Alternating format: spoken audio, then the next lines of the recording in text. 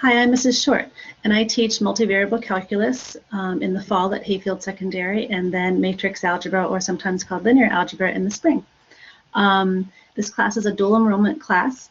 It is with George Mason University, similar to getting AP credit, but it's actually a little bit easier than that. Basically, you take the class, you get the grade that you earn, and then I send that grade off to George Mason University, and that's your grade.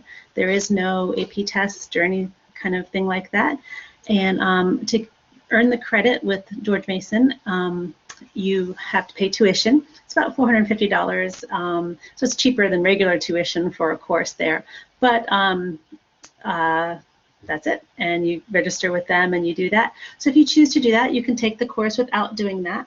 But if you choose to do it, then you have to register on time and do all that. You can't choose to go back in time and get the credit, but you can do that for both courses and then have that transfer credit for when you go to college. So let me tell you a little bit about multivariable calculus. So I'm going to share my screen with you.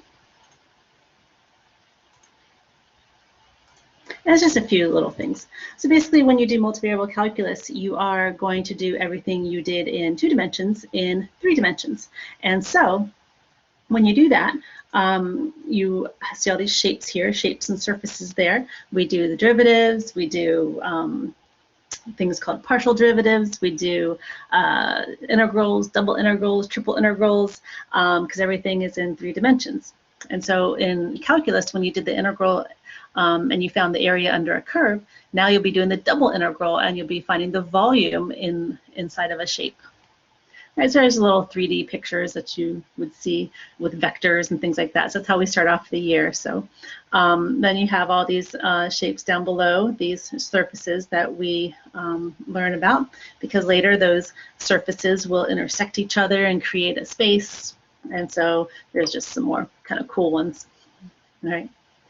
All right, so here's an example of a double integral that we did in what are called you see the r and the dr and the theta. That's up in the parametric form right there. And so you've seen that before in pre-calculus, and we review it again. And so basically what we're doing in this problem is we're finding this shape right here as a cone and intersecting with a sphere, and we're finding the volume. Like, think of if it was an ice cream cone, so you're finding the volume inside of that ice cream cone. All right.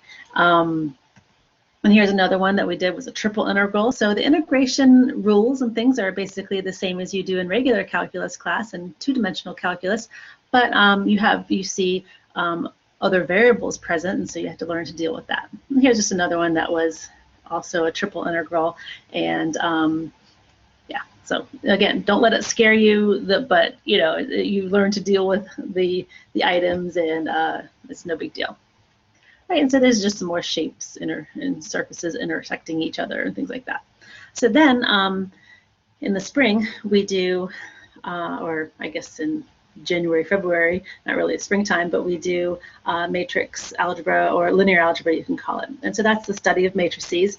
And so you learn how to use those to solve systems of equations, and how to deal with that, and what the different solutions mean, and how things interact with each other. In real life, if you were going to do this, it would be huge systems of equations with many variables, and you would use a computer to do it. But you're basically learning the foundation of how to do that, because one would have to program a computer or know what the output means. And so you're learning how to deal with that and everything about matrices that you may or may not want to know. All right, so hope to see you there. Bye-bye.